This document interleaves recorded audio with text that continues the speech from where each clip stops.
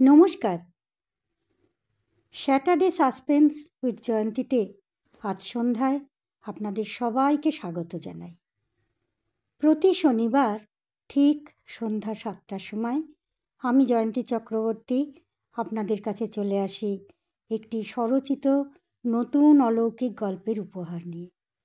আজ সন্ধ্যাতেও তেমনি ঠিক 7টায় পৌঁছে গেছি আপনাদের দরবারে। আজকের আমাদের নিবেদন যে গল্পটি, তার নাম হলো চিরসখা।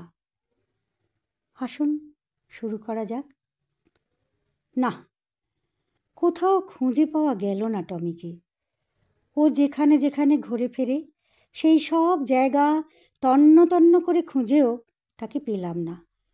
ওর নাম ধরে কত যে ডাকলাম, অথচ দুদিন আগেও আমার গলা পেলে যেখানেই থাকুক তীর বেগে ছুটে আসতো।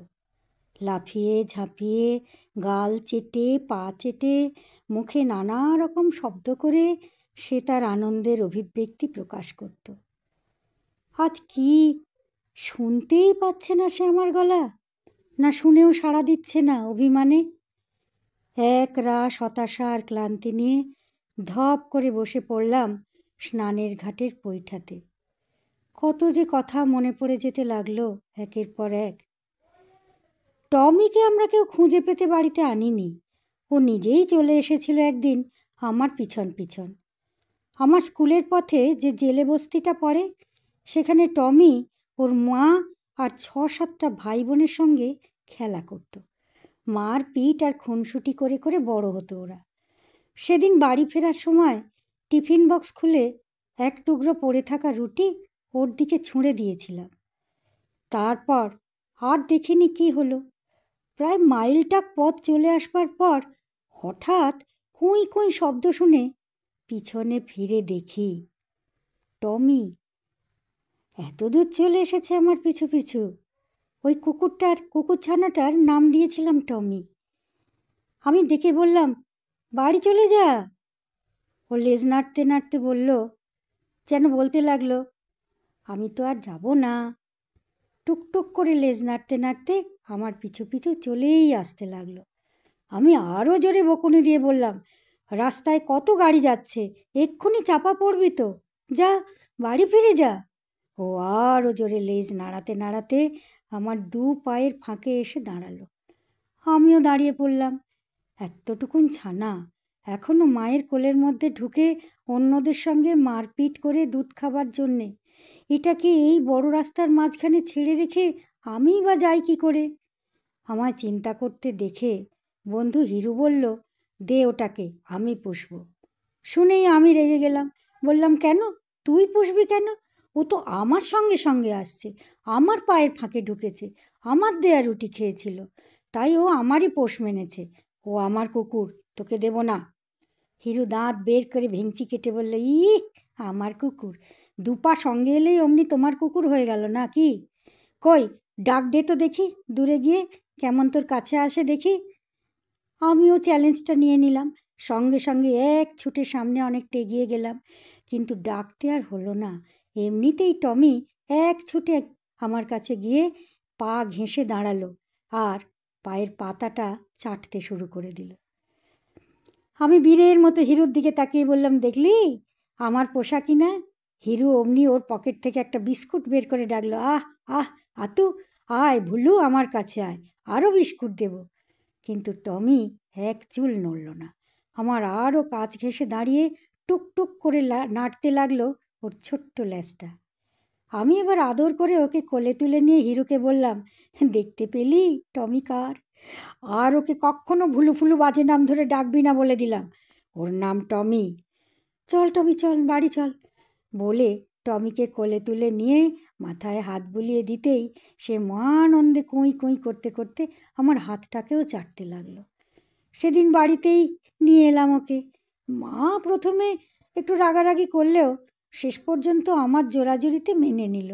ওর জায়গা হলো সিঁড়ির নিচে। ছেঁড়া বস্তা পেতে তার উপর মায়ের পুরনো শাড়ি বিছিয়ে ভালো করে জায়গা করে দিলাম ওর ঘুমোবার জন্যে। কিন্তু হতভাগার পছন্দ হলো না।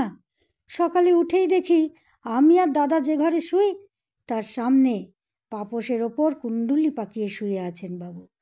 টমি টমি বলে ডাকতেই লাল লাল চোখের তেরা দৃষ্টি মেলে অতি কষ্টে একবার তাকিয়েই আবার আগের মতো কুণ্ডুলি পাকিয়ে মেজাজে শুয়ে পড়ল।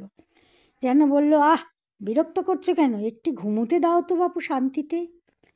সেই থেকে টমি হয়ে গেল আমাদের বাড়ির একজন সদস্য, বলতে গেলে একজন গুরুত্বপূর্ণ সদস্য। ভোর থেকে কত যে কাজ ওর। সকালে বাবা ভাত খেয়ে স্টেশনে যাবেন ট্রেন ধরতে, টমি যাবে সঙ্গে সঙ্গে। বাবাকে ট্রেনে তুলে দিয়েই পড়ি কি মরি করে ছুটতে ছুটতে ফিরে আসবে বাড়ি। এবার আমি বের হব, জামা জুতো পরে বইয়ের ব্যাগ নিয়ে বেরিয়েই দেখব আমার আগেই টমি সদর দরজায় দাঁড়িয়ে দাঁড়িয়ে অস্থিরভাবে লেজ নাড়ছে, যেন বলছে, এত দেরি কেন, এত দেরি করো না বাপু, আর পারি না বাপু তোমাদের নিয়ে। আমার সঙ্গে সঙ্গে স্কুলের গেট অবধি যাওয়া চাই টমির। 3 মাইল দূরের স্কুল আমাদের। আমরা সবাই মিলে দল বেঁধে হেঁটে হেঁটে যাই। টমিও চলে আমাদের সঙ্গে সঙ্গে, কখনো দলের আগে আগে, কখনো বা একটু পিছনে। ও আসার পর বন্ধুদের দলে আমার বেশ কদর বেড়ে গেছে। নিয়মিত স্নান টান করানোয় টমিরও ভোল পাল্টে গেছে। এখনও রীতিমতো সুন্দর গোলগাল লোমশ আর চনমনে একটা কুকুর। সবাই তাকে একটু আদর করতে চায়, এটা ওটা খাওয়াতে চায়, কোলে নিতে চায়। আমি খবরদারি করি, করবো নাই বা কেন? টমি আমার সম্পত্তি। এই পৃথিবীতে আমার একান্ত নিজস্ব স্থাবর অস্থাবর সম্পদ বলতে যা বোঝায় সবই তো ওই টমি। তার উপরে যা কিছু অধিকার সব আমারই। সেদিন আমি স্কুলের গেট পেরিয়ে ভেতরে ঢুকে গেলে টমি একটু বিশ্রাম নিল। এইভাবেই ও প্রতিদিন একটুক্ষণ বসে থাকে স্কুলের সামনে। 1-5টায় খানিকটা বাদে শুয়ে পড়ে, তারপর উঠে হন হন করে বাড়ি ফিরে আসে। খেয়ে দেয়ে একটু ঘুমিয়ে নিয়ে আবার বিকেল হলেই চলে আসে স্কুলের গেটে। এই 3 মাইল পথ আসতে ওর কোনো ভুল হয় না। আমি বের হলে অত ছেলের ভিড় ডিঙিয়ে ঠিক আমার কাছে এসে জামা ধরে টান দেয়। তারপর আবার শুরু করে হাঁটা, হাঁটা আর ছোটা। খানিকটা হাঁটে, তারপরে ছোটে, আবার অনেকক্ষণ বিশ্রাম করে। তারপর আমি একটু এগিয়ে গেলে আবারও ছুটে আমার সঙ্গ ধরে। বাড়ি ফিরে কেউ তার বিশ্রাম আছে? আমার দাদু বাগানে যাবে গাছপালা দেখাশোনা করতে, টমিও যাবে পিছু পিছু। একবার দাদু কোমরের গামছাখানা ফেলে রেখে চলে এসেছিল, টমি ঠিক মুখে করে নিয়ে এলো। আর একবার ছোট একটা ফার্সি কোদাল, সেটাও দাদু ফেলে এলো বাগানের লাগোয়া পুকুরের পাড়ে। সেবারও টমি মুখে করে নিয়ে এলো কোদালখানা। তারপর দাদুর মুখের দিকে তাকিয়ে এমন ভঙ্গি করে লেজ নাড়তে লাগলো, যেন মনে হলো বলছে, কি যে করো তুমি বাপু, আর পারি না তোমায় নিয়ে। সেবার এক কাণ্ড হলো। বাবা অফিস যাবার পথে কিভাবে যেন তার মান্থলিটা হারিয়ে ফেললেন। সেদিন আর অফিস যাওয়াই হলো না বাবার। স্টেশন থেকে বাড়িতে ফিরে এলেন। এসেই খোঁজাখুঁজি, চেঁচামেচি, বাড়িতেই কোথাও ফেলে গেছেন কিনা, কেউ লুকিয়ে রেখেছে কিনা, এই নিয়ে হইচই রই রই। হঠাৎ কোথা থেকে টমি এসে হাজির। দেখি তার মুখে সেই মান্থলি ব্যাগ। আসলে পানের দোকানে পান কিনবার সময় বাবার হাত থেকে ওই ছোট মান্থলির ব্যাগটা কিভাবে যেন পড়ে গিয়েছিল মাটিতে, আর ছায়াসঙ্গী টমি সেটা কুড়িয়ে নিয়ে এসেছিল বাড়িতে। কিন্তু কাউকে দেখায়নি। নিজস্ব একটা ভাঁড়ার ঘর আছে ওর, উঠানের পেয়ারাতলা, সেখানেই ও পুঁতে রেখেছিল।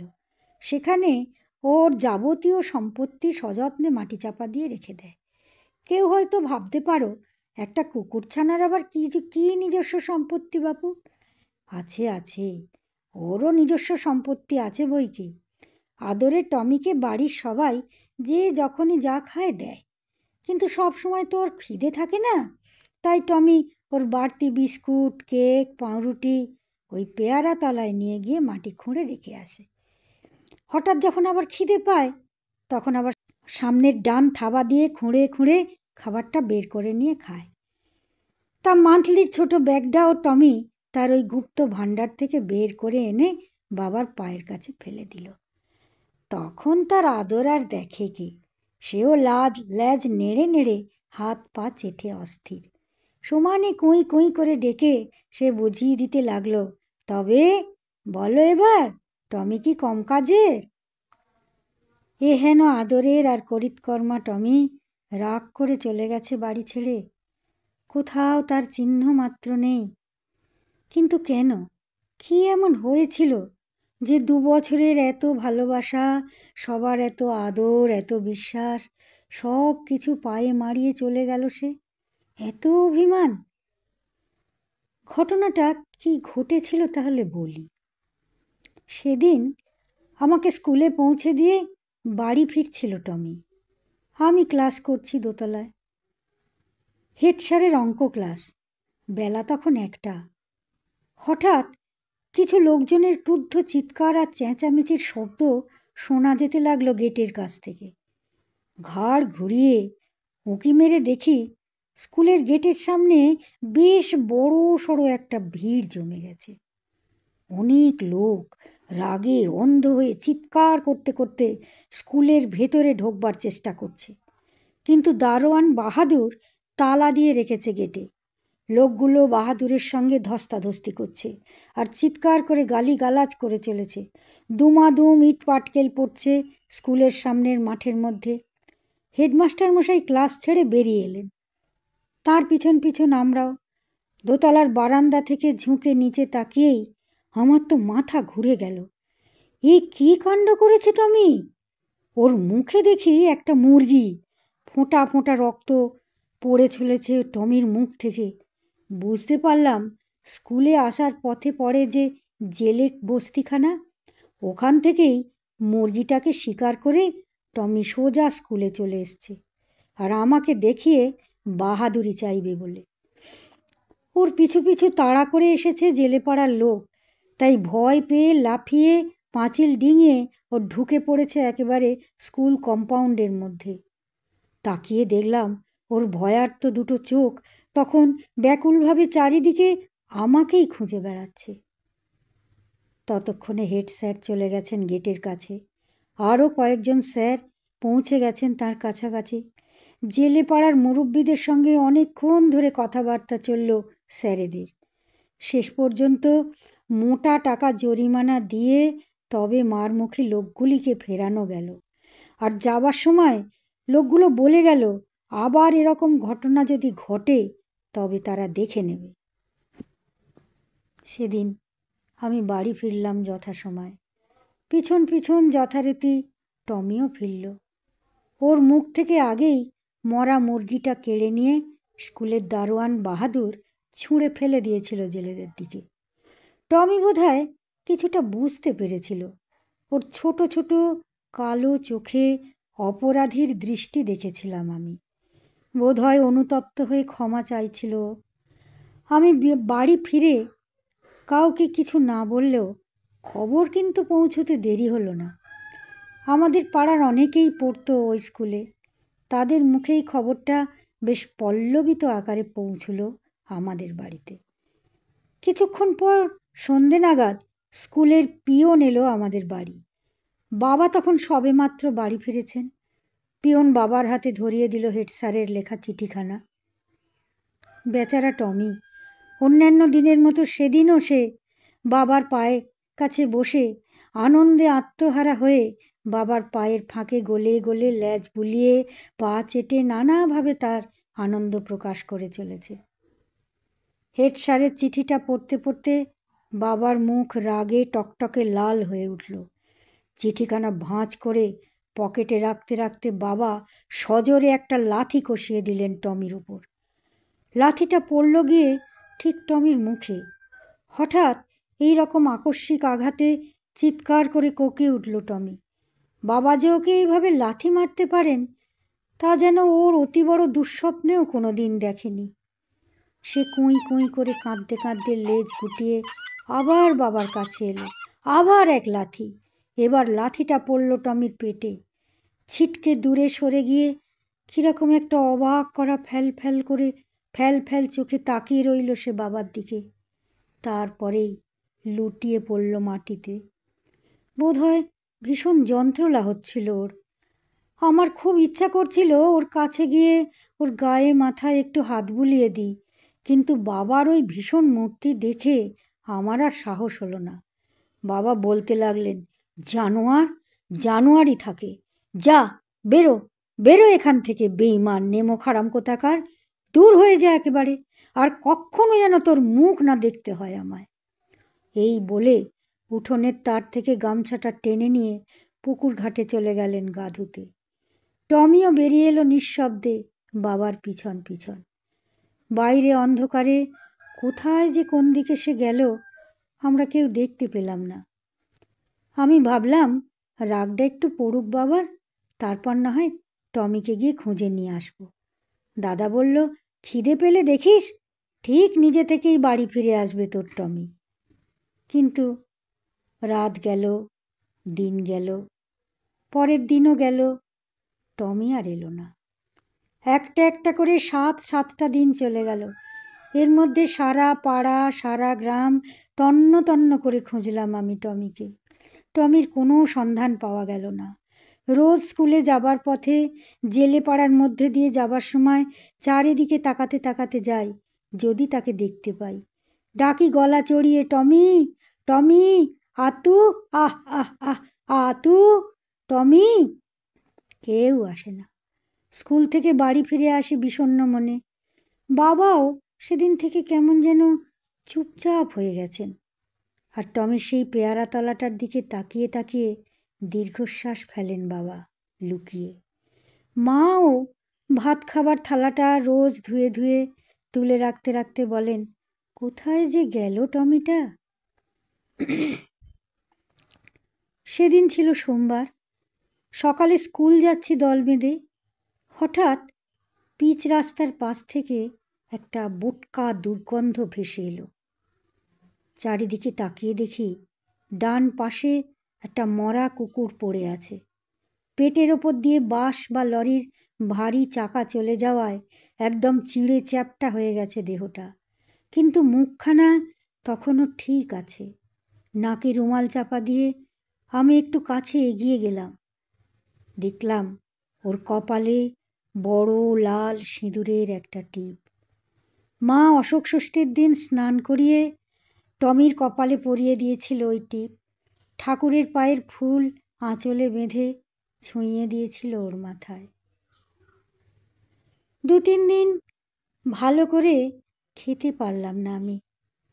সেই ঘটনার পর খাওয়া ঘুম সব চলে গেল আমার।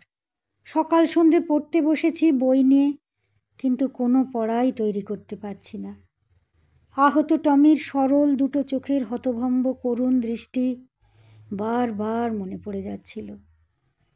বাড়ির সবারই মন খুব খারাপ, কিন্তু আমার সঙ্গেই তো ও সবচেয়ে বেশি জড়িয়েছিল। আমিই ওকে এনেছিলাম। আমি কিছুতেই মেনে নিতে পারছিলাম না যে টমি নেই। আমার কেবলই একটা কথা মনে হতো, টমির মৃত্যুটা কি নিছকই দুর্ঘটনা ছিল নাকি আত্মহত্যা। দিন কখনো বসে থাকে না। শোক, দুঃখ, জ্বালা, যন্ত্রণা যাই থাক মানুষের মনে, সময় হচ্ছে সবচেয়ে বড় মলম। একটু একটু করে টমির জন্য কষ্টটাও কমে আসতে লাগলো মনের মধ্যে। এদিকে পড়ার চাপ বেড়ে গেছে খুব। মাসখানেক বাদেই আমার মাধ্যমিক টেস্ট পরীক্ষা। জীবনে প্রথম বোর্ড পরীক্ষায় বসবো। সবাই খুব সিরিয়াসলি পড়াশোনা শুরু করে দিয়েছি। ভেতরে ভেতরে টেনশানও হচ্ছে প্রচণ্ড। তখনকার সময়ে এই টেস্ট পরীক্ষায় যারা পাশ করতে পারতো না তাদের সে বছর বোর্ড পরীক্ষায় পাঠানোই হতো না। স্কুলের সম্মানের কথা ভেবে তাদের একটা বছর বসিয়ে দেয়া হতো। আর যারা পড়াশোনায় ভালো, স্যারেরা বোর্ড পরীক্ষার আগে তাদের ফ্রি কোচিং দিতেন স্কুল ছুটির পর। সে বছর আমিও ছিলাম সেই ভালোদের দলে। 1 মাস আগে থেকেই কোচিং ক্লাস শুরু করে দিলেন স্যারেরা। 4-4:30 নাগাদ স্কুল ছুটি হয়ে যেত। তারপর শুরু হতো স্যারেদের কোচিং ক্লাস। শেষ হতে হতে এক একদিন একেবারে সন্ধে হয়ে যেত। ভয় করতো আমার বাড়ি ফেরার সময়। আজ তো আর টমি নেই। সে ছিল যতদিন, ততদিন কখনো একা বাড়ি ফিরতে হয়নি আমায়। ছুটির আগে টমি ঠিক হাজির হয়ে যেত স্কুলের গেটে। গেটের পাশের ধুলোয় বসে থাকতো দোতলার দিকে মুখখানি তুলে। ছুটির পর আমি বেরিয়ে এলেই আনন্দে লেজ নাড়াতে নাড়াতে একেবারে গায়ের ওপর উঠে পড়তো। সামনের দুহাত দিয়ে জড়িয়ে ধরতো গলা, আহ্লাদে গাল চাটতো। কত বকেছি, বারণ করেছি, তবু আনন্দে উত্তেজনায় সব বকুনি ভুলে গিয়ে টমি ঠিক গাল চেটে দিতে আমার। তারপর ব্যস্ত সমস্তভাবে হাঁটতে থাকতো আমার পাশে পাশে, চির সঙ্গী ছায়ার মতো। সেদিনও কোচিং ক্লাস শেষ হতে বেশ সন্ধে হয়ে গেল। ভাবলাম অন্য দিনের মতো আজও একটা রিক্সা নিয়ে নেব, কিন্তু আজ যে কী হলো, অনেকক্ষণ দাঁড়িয়ে থাকার পরেও কোনো রিক্সা এলো না। অগত্যা হাঁটতে লাগলাম। বেশ জোরে জোরে পা চালিয়ে চলেছি। হঠাৎ মনে হলো পিছনে কে যেন আসছে। চমকে উঠে পিছনে তাকালাম, কই, না তো, কেউ তো নেই। আবার হাঁটতে শুরু করলাম। আবার মনে হলো ঠিক পেছনে কেউ যেন অনুসরণ করছে আমায়, কিন্তু পিছনে তাকিয়ে আবারও কাউকেই দেখতে পেলাম না। এবার খুব ভয় করতে লাগলো আমার। খানিকটা গিয়েই একটা ঝাঁকড়া বটগাছ পড়ে, জেলেপাড়াটার ঠিক পরেই। সকালে স্কুলে যাবার সময় এই বটের তলায় আমরা একটু বসি, একটু জল টল খাই। এখন জায়গাটা অন্ধকারে ঝুপসি হয়ে আছে। আমার বুকটা ঢিপ ঢিপ করতে লাগলো। রাম রাম করতে করতে তাড়াতাড়ি প্রায় দৌড়ে জায়গাটা পেরিয়ে যাচ্ছি, এমন সময় হঠাৎ জোনাচারেক ছেলে যেন মাটি ফুঁড়ে উঠে এলো।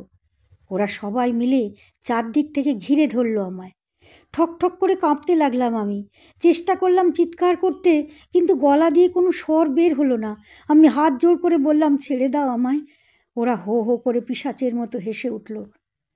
এমন সময় হঠাৎ কোথা থেকে কী যে হয়ে গেল, সহসা দেখলাম ছেলেগুলো প্রাণ ভয়ে ছুটে পালাচ্ছে, আর তাদের পিছনে বীভৎস ঘেউ ঘেউ আওয়াজ করতে করতে তাড়া করে যাচ্ছে একটা আগুনের কুকুর।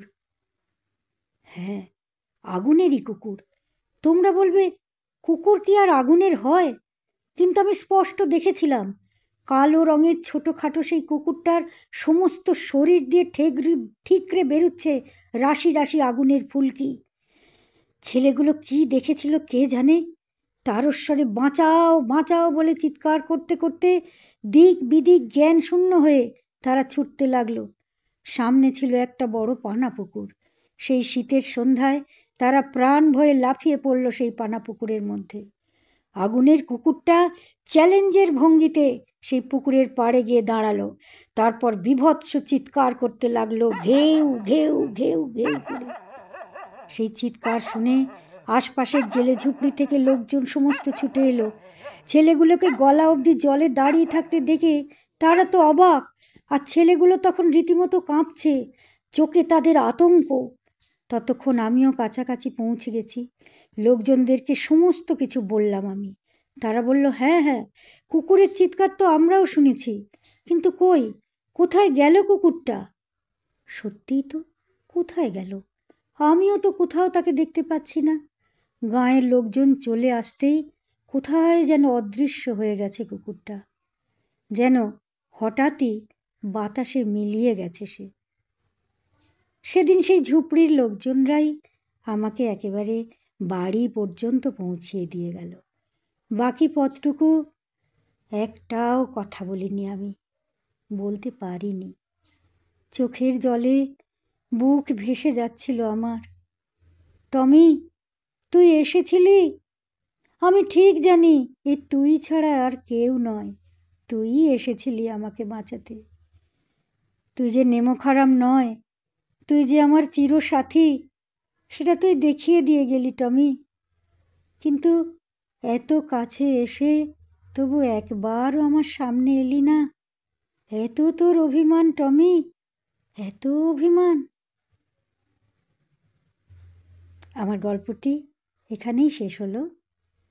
ধন্যবাদ বন্ধুরা, এতক্ষণ আমার সঙ্গে থেকেছিলেন। আজ এই পর্যন্তই। গল্পটা শুনে যদি আপনাদের ভালো লাগে তাহলে লাইক, কমেন্ট ও শেয়ার করবেন। আর যদি মনে করেন নিয়মিত এই রকম গল্প আপনারা শুনতে চান, তাহলে আমার চ্যানেলটিকে সাবস্ক্রাইব করে পাশে থাকবেন। শুভরাত্রি।